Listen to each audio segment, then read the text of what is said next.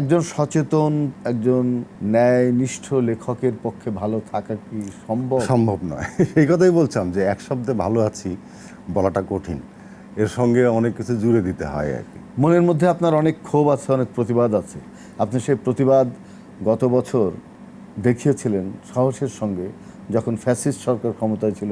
আপনি বাংলা একাডেমি পুরস্কার প্রত্যাখ্যান করেছিলেন কেন?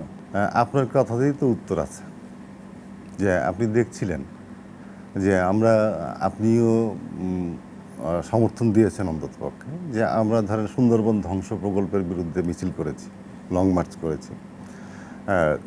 অন্যান্য জায়গাতে যে সমস্ত দেশবিরোধী চুক্তি, কুইক রেন্টাল সহ আদানির সঙ্গে চুক্তি, দেশের বিভিন্ন মানুষের মানবাধিকার লঙ্ঘন, এই সব কিছু নিয়ে অসংখ্য ঘটনা ঘটছে।